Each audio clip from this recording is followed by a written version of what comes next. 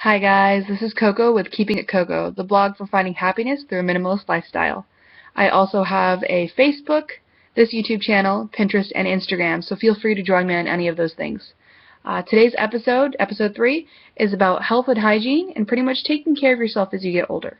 Now, women care a lot more than men about aging for the most part, and I want to go over some things that you should start doing as you reach your late 20s to take care of your body. And they're things that I've started implementing. And like I said, I like to minimalize things, so I'm going to show you what I did. First thing is I took care of myself internally, which means I started taking vitamins. I don't take calcium supplements yet, but I will probably start that up in the next couple of years. But I do take a multivitamin to get the nutrients I need to help my organs and body. And with that, I take a probiotic. It helps me absorb the nutrients and regularity. So it helps with all that. It keeps you healthy. It's good for you. And I take a moderate one. I don't take a very intense one. I do both of those things before bed, as well as melatonin. Helps me get good quality REM sleep without being so unconscious that I can't wake up if my son needs me. So I like this. It's gentle. It just helps you get a better quality of sleep. It doesn't knock you out. I like to take it a half hour before bed. I really like it, and I suggest it to anyone with a sleeping disorder. The other things I want to talk about is drinking water. It's pretty good for your body, helps your organs, keeps your skin hydrated, all that good stuff. I suggest everyone to do it. I was horrible for a very long time. This year I tried very hard to change that. So I would sip a couple ounces every hour, and then if I was too busy that day or too stressed out, forgot my water bottle in the car, no cups in the break room, I pretty much just tried to drink water where I could, or I waited till the very end of the day and then just drank a bunch at home while I was doing my nightly routine and hanging out with my family. So those are all good ways to do it. Do what works for you just to up it, even if you're not doing a ton or reaching your water quota. Just do little changes and eventually you'll get there. So that's what I do internally. Now I'm going to talk about what I do internally as far as my mouth. Your mouth is important because it relates to your heart, as well as if you just want to have your teeth when you're older. If you're like, I don't care, I'm going to do dentures, my teeth are already horrible, you need to keep your gums healthy. So even if your teeth suck, and like my brother and my mom have bad teeth, just it's genetic. I got my dad's awesome teeth, so I'm very thankful for that. But you got to take care of your gums. If you have receding or rotting gums, it'll be a lot harder for dentures or things like that, and so you might end up with kind of a toothless option, and that's pretty rough. So what I would suggest doing is taking care of your mouth, all of it. And what I do is brush twice a day. When I get up in the morning, when I go to bed at night. I don't bring my toothbrush everywhere. Some people like to do it all the time. I only do it twice a day. Like I said, keeping it minimal. Flossing. I'm a horrible flosser. Never had a cavity, so I'm a lucky little bugger, but I hate flossing. So I do it once a day, and I'll make myself do it once a day, because I will make my child do it once a day, so I have to do that. Also, up my game with a restorative mouthwash. Now, I used to just do mouthwash, but I do a restorative one now, because even though I've never had a cavity, for the first time in my life, I'm starting to have soft spots or weak spots on my teeth, which means that they're susceptible to cavities, and I'm upping it with fluoride. The other thing I like to do now, and this one's for your gums, is coconut oil. And it's oil pulling. So you have to get unrefined coconut oil. You take a tablespoon, swish it around for 20 minutes. I do it in the morning. I only do it once every second to third day out of the week. It's been great. It totally makes your gums feel better. It kind of fights bacteria in your mouth because this is a natural antibacterial. And it's really, really good for you. I've noticed a huge difference with my gums. My gums used to be kind of pale. Now they're nice and rosy pink. And they just seem healthier. And I've also noticed a difference with my teeth. They just seem stronger and healthier, and they look nicer. So, yeah, good deal. I don't really bleach my teeth. Not really a big fan of that. But I do have 3 White Crest toothpaste. So I do that. And mine have stayed pretty ivory colored, so I'm pretty happy with it. Just keep your mouth healthy or keep your heart healthy, so that's important. As far as body routine goes, the other thing I like to change is to prevent breast cancer by changing my deodorant. Now, the reason why I have both of these up is I do both of these. I wasn't going to change out, but then I saw a lady that has a very wonderful post blog about doing natural options, and I'll try to find that link again for you guys and list it below. But all of her beauty care she does. She's like full-blown natural. I don't do all of my stuff natural, obviously. I showed you guys products already. But she had a recipe for deodorant that I wanted to try. It's 50% baking soda and 50% coconut oil, and you just mix it together and put it in it whenever you want. Since it's coconut oil, if it gets too hot, it could melt, so I didn't want to put it in a stick container. I put it in a jar just in case. I put that on when I go working out and everything else. It works. It really works. It's as strong as natural deodorant. The other bright side is because, you know, baking soda is a little bit granule, it kind of exfoliates a little bit if you're super active, so my armpit skin is actually lighter and more even with the rest of my body. So, I don't know, mine was always kind of darker, and now it's pretty light. So I like that fact too.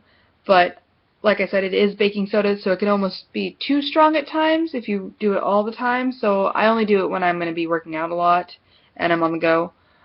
What I usually do is the Toms. I just tried this stuff recently, the last month. I started kicking to this. It's not as strong. It doesn't work if you're going to work out and do hardcore stuff. If you are a really restless sleeper or sweat a lot or you're a really active person during the day, this is not the deodorant for you unless you want to carry it around with you and put it on frequently, because you can wear through it pretty fast. If you have a sedentary desk job, then you can go about 8-10 hours and you'll be totally fine. I don't notice an issue with it when I'm like doing my work days until I've gone to sleep and gotten up, and I'm like, oh great, gotta put more deodorant on. It says 24 hours. There's the only reason why I'm even saying that. So that's the deodorant thing. Try to cut the aluminum out of your deodorant if you can do so. That'd be great for you. It just really reduces your chances of breast cancer. So the other thing I'm going to talk about is hair stuff. I tried to do the natural, no shampoo, using the apple vinegar cider stuff, and I tried to use the baking soda method. And I did that, but I ended up having to switch back because when I started my diet that I listed in my other episode, I got dandruff from having a healthier diet. I don't know why. I've been losing weight, my hair's been growing better, everything else, but yeah, I got dandruff. So I switched to a Head & Shoulders. I just made the commitment. If you're going to go for a minimalist lifestyle, you're going to go for the path of least resistance while not trying to sacrifice any of your personal morals, goals, whatever you want to call them. And this was one of mine. I'm not against product goods, but if I can cut them out to make myself healthier, I will. I could not, because my homeopathic remedies did not work with my dandruff, so I got this, gave in. The other thing I started doing is for my skin. So I wanted to make sure I was exfoliating my skin, my whole body. And I wasn't really good about whole body care. I'm not a get out of the shower and do your whole lotion routine, this and that. I'm really not. I only do like shaving and plucking everything else once every second or third day. I'm not about having this huge routine every day. I think that's a waste of time, to be honest. And I think it strips your skin. So one of the things I started doing is dry brushing. Dry brushing, I was skeptical of, but I've noticed a huge difference doing it myself. You do buffing little circles all around your body. You're not wet. The brush isn't wet. It's dry brushing. So this is like a Japanese style one, and it's really not that strong. My son laughs whenever I do it to him. He giggles because sometimes he'll come up to me and I'll get him in the tummy. It's awesome. I would strongly suggest it. I've noticed that my skin's been firmer. It's kind of had a better, more even tone to it, so it looks more vibrant and youthful. My husband's commented on that as well.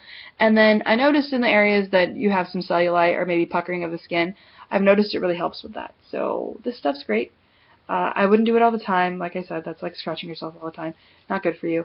I do it every second or third day. Other thing I do, case-by-case basis. So it's spring right now. It's dry up here in Alaska. It sucks. I can get eczema on my fingers a little bit. And so I switch to my Lubriderm lotion. I'm really not a lotion girl. Usually my skin's pretty good without it. But I will use it when I need it. And when I need it, I want it to work for any situation. So hot or cold, this is a non-greasy formula. It has vitamins in it, so it helps for the firming as well as just the nutrition of your skin. And it's supposed to hydrate for 24 hours, which to me it feels like it does, and it's SPF.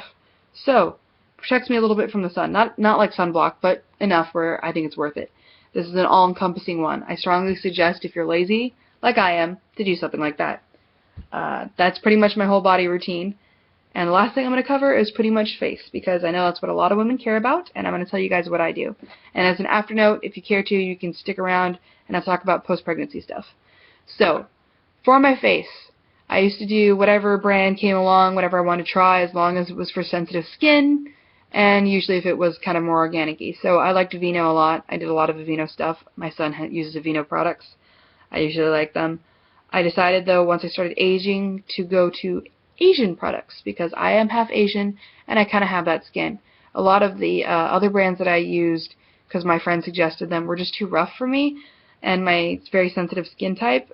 So, or I felt like it just overstripped and wasn't really helping. So I decided to go with really sensitive stuff for Asian skins. And I did some research for women in their 30s and what was popular for their routines, specifically in Japan. And one of the ones I got is Cure, and it's an exfoliant, and it's like a aqua gel type stuff. If you see, it looks pretty weird. It is not very heavy. It doesn't have little pearls and microbes in it like a microdermabrasion, but it isn't like a microdermabrasion where it does remove the dead skin from your face. So I just bought a little $2 brush from Sephora, and I just put a little droplet of this on it, polish my face. You can see the dead skin in this, so I just have to like rinse it out when I'm done, and it's great. I only use it once to twice a week because I don't like to overstrip, like I said, and I'm minimalist, little effort as possible. So the other thing I got is Perfect Whip, and it's foam. Well, it becomes foam as you polish your skin, and it's from Shiseido, and they're great if you have Asian skin. I strongly suggest you try their products. I always love them. But this one's great because it helps with acne too. So it still cleanses and does the whole antibacterial thing, but it doesn't strip your skin when it does it. It actually makes it feel more hydrated when you're done, which I love because so few brands do that. I usually just feel like more sensitive afterward, like it stripped way too much, and this one doesn't. I feel better after I do it. As far as what I do with the hydration and the aftercare after washing my face, I have a day routine and I have a night routine, and they're super easy. My night routine is a water pack. So it's pretty much a cream that is specifically meant for night. It's a sleeping one, and it's like a light cream. You can't even feel it. It just basically seeps right into your skin. When you go to bed, it won't leave any residue on your pillow like lotions will.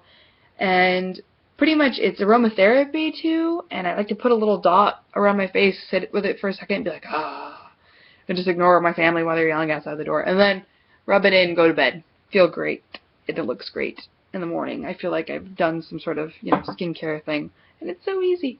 The other thing I did, and I did this recently, I've been bugging my sister. I'm like, I really want these. I really want these. I was doing Aveeno, just, SPF stuff every day.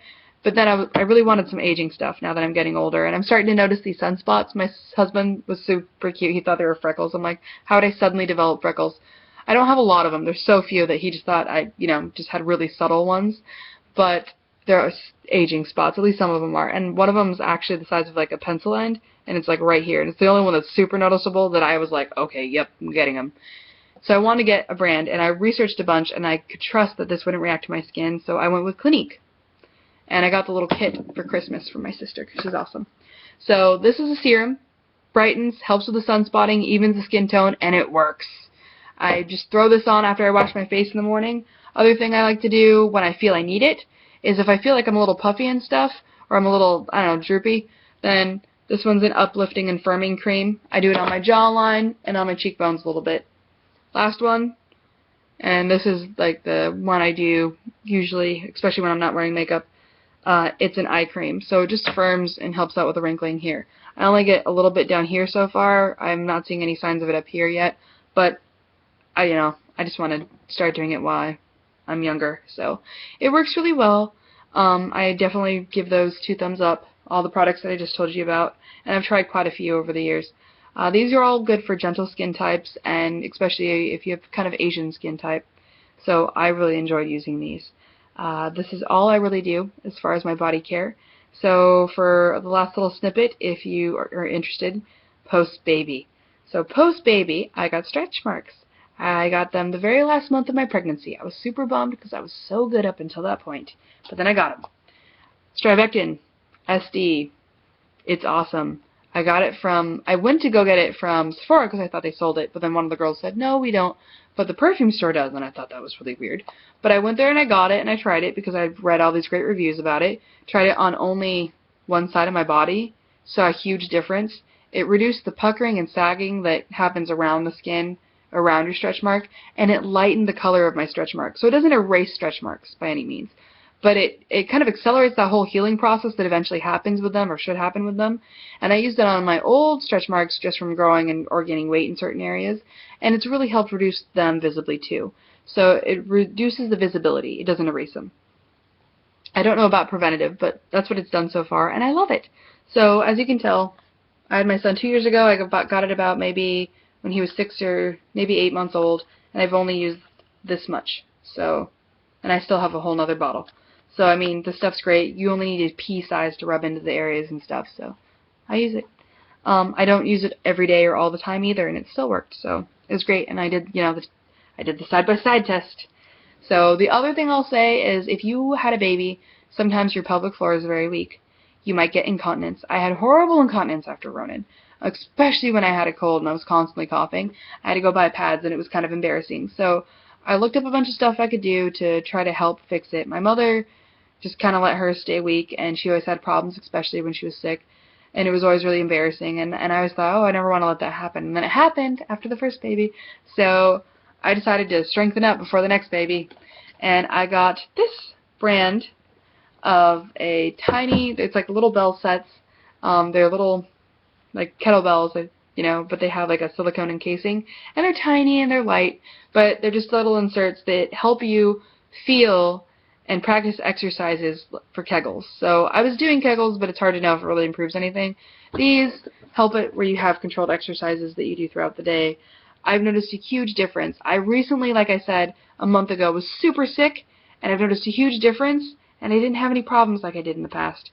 So these are amazing. And I strongly suggest, if anyone else has a problem with incontinence, to get these. Of course, it also helps your love life if you have one at this point, and yeah, also pre-baby gaming it's good to use. So 2 thumbs up for that as well. If you guys have any questions about any of the products I've talked about, I'll list it below and try to find a good link for you to where to buy it at a good price. Thanks for watching, and I guess I'll see you again next time.